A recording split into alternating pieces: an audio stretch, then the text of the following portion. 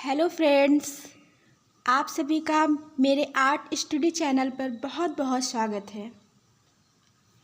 जैसा कि कल हम लोगों ने भारतीय प्रागैतिहासिक काल के क्षेत्र पढ़े थे, जिसमें से मिर्ज़ापुर की गुफाओं के बारे में हम लोगों ने पढ़ा था।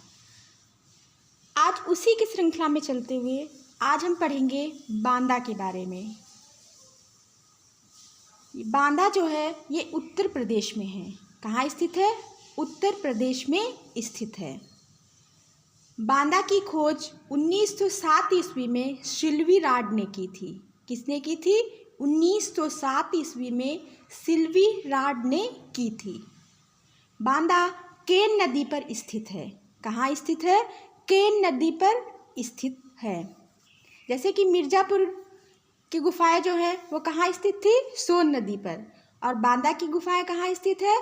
केन नदी पर। मिर्ज़ापुर भी उत्तर प्रदेश में है और बांदा भी उत्तर प्रदेश में है। अब चलिए देख लेते हैं इसके अंतर्गत कौन कौन से क्षेत्र आते हैं। बांदा के अंतर्गत कौन कौन से क्षेत्र आते हैं। तो बांदा के अंतर्गत सरहट, करियाकुंड, मानिकपुर, मालवा, ये सब सारे क्षेत्र किसके अंतर्गत आते हैं? बांदा के अंतर्गत आते हैं। बांदा के अंतर्गत आने वाले क्षेत्र कौन कौन से हैं? सरहट है, करियाकुंड, मानिकपुर, मालवा। ओके, फिर आगे देखते हैं। अब देखते हैं सरहट से क्या क्या प्राप्त हुआ है। सरहट से गेरू से बने 3 अश्व, अश्व मतलब घोड़े, 3 अश्व के चित्र प्राप्त हुए हैं। वो कहाँ से प्राप्त हुए हैं? सरहट से। और किससे बने हैं? गेरू से बने हैं। फिर बांदा का एक क्षेत्र है करियाकुंड। करियाकुंड से बारासिंगा का पीछा करते हुए धनुषधारी का चित्र प्राप्त हुआ है। करियाकुंड से क्या प्राप्त हुआ है? बारासिंगा का पीछा करते हुए धनुषधारी का चित्र करियाकुंड से प्राप्त हुआ है। फिर आगे देखते हैं, इसमें आता है मानिकपुर। तो मानिकपुर से बिना पहिए की चकड़ा गाड़ी प्राप्त हुई है। क्या प्राप्त हुई है? बिना पहिए की चकड़ा गाड़ी। और एक प्राप्त हुआ है चोचदार पुरुष। क्या प्राप्त हुआ है? चोचदार पुरुष। फिर तीर कमान के लिए घुड़सवार, यहाँ पे होगा तीर कमान लिए हुए घुड़सवार प्राप्त हुआ है। तीर कमान लिए हुए एक घुड़सवार प्राप्त हुआ है। कहाँ से प्राप्त हुआ है? मानिकपुर से। इसमें ये बहुत ही महत्वपूर्ण है कि चोचदार पुरुष कहाँ से प्राप्त हुआ है, तो मानिकपुर से प्राप्त हुआ है। ऑप्शन में सरहट भी दिया जाता है, मानिकपुर भी दिया जाता है, लेकिन हम इसको मानिकपुर सही लगाएंगे, सरहट नहीं सही लगाएंगे, मानिकपुर लगाएंगे। फिर अगला क्षेत्र है मालवा। कौन सा है? मालवा। मालवा से बिना पहिए की गाड़ी, मतलब एक गाड़ी प्राप्त हुई है जिसमें कि पहिए नहीं लगे हुए हैं। तो पूछा जाता है प्रश्न कि बिना पहिए की गाड़ी कहाँ से प्राप्त हुई है? तो मालवा से प्राप्त हुई है। कहाँ से प्राप्त हुई है? मालवा से। और 3 दंडधारी सैनिक प्राप्त हुए हैं। 3 दंडधारी सैनिक का चित्र मतलब कि 3 डंडे लिए, 3 जो सैनिक है वो डंडा लिए हुए हैं, वो सैनिक का चित्र प्राप्त हुआ है। और इसमें एक और चित्र प्राप्त हुआ है जो बहुत महत्वपूर्ण प्रश्न चित्र माना जाता है। एक घोड़े की लगाम पकड़े हुए एक ही दिशा में पैदल चलते हुए एक चित्र प्राप्त हुआ है। एक व्यक्ति है जो घोड़े की लगाम पकड़े हुए है, एक ही दिशा में जाता है, एक ही दिशा में चला जा रहा है, उसका चित्र प्राप्त हुआ है। फिर हम देखेंगे उसके आगे प्रागैतिहासिक चित्रकला के क्षेत्र में मध्य प्रदेश के क्षेत्र कौन कौन से हैं।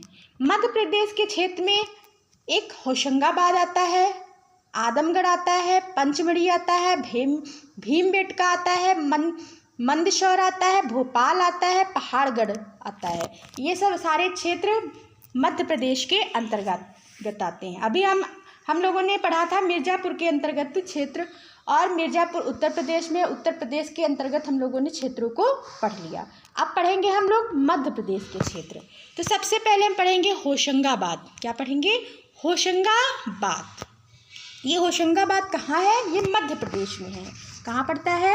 मध्य प्रदेश में पड़ता है।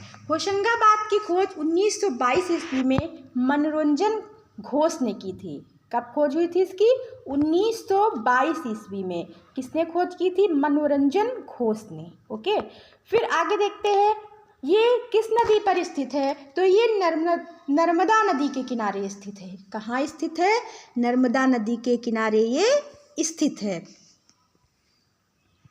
इसमें कौन कौन से चित्र प्राप्त हुए हैं? एक तो जिराफ ग्रुप का चित्र प्राप्त हुआ है, एक छलांग लगाता बारहसिंघा का चित्र प्राप्त हुआ है, एक चार धनुधारी का चित्र प्राप्त हुआ है, और एक ये बहुत पूछा जाता है पेपर में कि पीले रंग का एक हाथी का चित्र कहाँ से प्राप्त हुआ है? तो पीले रंग का एक हाथी का चित्र होशंगाबाद से प्राप्त हुआ है। ये कितने फुट का है? 4 फुट का है। कितने फुट का है? 4 फुट का है। और होशंगाबाद में क्षेपांकन विधि का प्रयोग किया गया है। किसका प्रयोग किया गया? क्षेपांकन विधि का प्रयोग किया गया है। फिर आगे देखेंगे, इसमें होशंगाबाद में एक और चित्र है। इसमें आदमगढ़ की पहाड़ियों में एक महामहिष, जिसको कहते हैं भैंस, का चित्र प्राप्त है, जो कि 10 फीट लंबा और 6 फीट चौड़ा है। कितना है? 10 फीट लंबा और 6 फीट चौड़ा है। और कहा जाता है कि होशंगाबाद में कुल 1 दर्जन से कह सकते हैं कुल 1 दर्जन गुफाएं प्राप्त हैं। कितनी प्राप्त हैं? 1 दर्जन गुफाएं प्राप्त हैं। अब होशंगाबाद में ही आ जाता है आदमगढ़। कौन सा आता है क्षेत्र? आदमगढ़। आदमगढ़ का जिला होशंगाबाद है। अगर पूछा जाए कि आदमगढ़ का जिला कौन सा है, तो होशंगाबाद, मतलब कह सकते हैं कि आदमगढ़ होशंगा एक में ही है। ये भी नर्मदा नदी पर स्थित है। कहाँ है? नर्मदा नदी पर स्थित है। होशंगाबाद से आदमगढ़ की दूरी केवल 2 किलोमीटर है, बहुत ज़्यादा नहीं है, केवल 2 किलोमीटर। और यहाँ से कौन कौन से चित्र प्राप्त हुए हैं? यहाँ से एक मयूर का विशाल चित्र प्राप्त हुआ है। मयूर मतलब मोर का विशाल चित्र यहाँ से प्राप्त होता है। दूसरा एक ये बहुत इंपॉर्टेंट है, ये पूछा जाता है प्रश्न पेपर में कि आदिम वन देवी का चित्र कहाँ से प्राप्त हुआ है? तो आदमगढ़। कभी कभी आदमगढ़ ऑप्शन नहीं देते, होशंगाबाद दे देते हैं, तो वो भी सही माना जाएगा, क्योंकि ये दोनों लगभग एक ही जगह पे हैं, तो लगा सकते हैं हम। होशंगाबाद को ऑप्शन टिक कर सकते हैं, लेकिन अगर आदमगढ़ है तो आदमगढ़ लगाएंगे। आदिम वन देवी का चित्र कहाँ से प्राप्त हुआ है? आदमगढ़ से प्राप्त हुआ है। फिर अगला देखते हैं, एक जिराफ समूह का चित्र प्राप्त हुआ है। जिराफ समूह के चित्र कहाँ से प्राप्त हुए हैं? तो वो आदमगढ़ से प्राप्त हुए हैं। भैंसे का चित्र कहाँ से प्राप्त हुआ है? आदमगढ़ से। हाथी का चित्र कहाँ से प्राप्त हुआ है? आदमगढ़ से। और एक क्वेश्चन पूछा जाता है कि हाथी की सर्वाधिक गुफाएं कहाँ से प्राप्त होती हैं? हाथी की सर्वाधिक गुफाएं कहाँ से प्राप्त होती है? तो वो है आदमगढ़। कौन सा है? आदमगढ़। एक यहाँ से एक और पॉइंट बनता है कि 4 फीट लंबाई में हल्के पीले रंग का एक हाथी का जो हाथी का चित्र है वो बहुत ही विशाल, बहुत ही बड़ा बना हुआ है। तो वो कहाँ से प्राप्त होता है? होशंगाबाद, या कह सकते हैं आदमगढ़ से प्राप्त होता है। तो हम लोगों ने होशंगाबाद के बारे में, बांदा के बारे में और आदमगढ़ के बारे में पढ़ा है। अब चलिए इसका रिवाइज कर लेते हैं, जिससे हम लोग चित्रों को भूले ना, कहाँ पे कौन सा चित्र पाया गया है।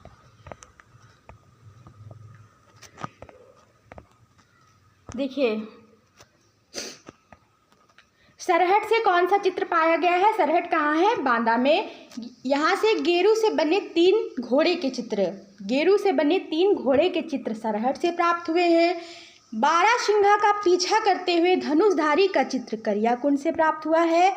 बिना पहिए का चक्का गाड़ी या चोचदार पुरुष, तीर कमान के लिए घुड़सवार, ये तीनों चित्र कहाँ से प्राप्त हुए हैं? मानिकपुर से प्राप्त हुए हैं, जिसको मानिकपुर कहते हैं। फिर मालवा से क्या प्राप्त हुआ है? बिना पहिए की गाड़ी मालवा से प्राप्त हुआ है। 3 दंडधारी सैनिक मालवा से प्राप्त हुए हैं।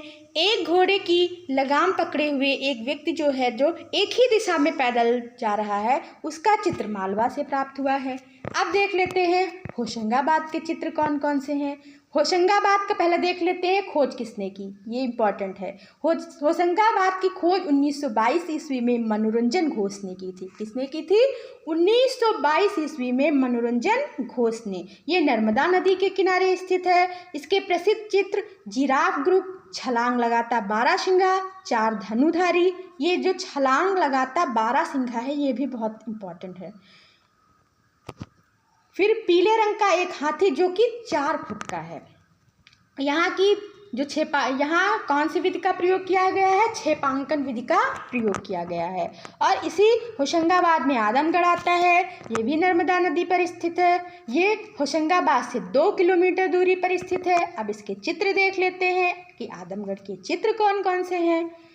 तो आदमगढ़ का पहला चित्र है मयूर का विशाल चित्र, वन देवी का चित्र, जिराफ समूह के चित्र, भैंस का चित्र, हाथी का चित्र। इसमें वन देवी का चित्र बहुत ही इम्पॉर्टेंट है। इसको याद रखेंगे कि वन देवी का चित्र कहाँ से प्राप्त हुआ है, तो वो आदमगढ़ से प्राप्त हुआ है।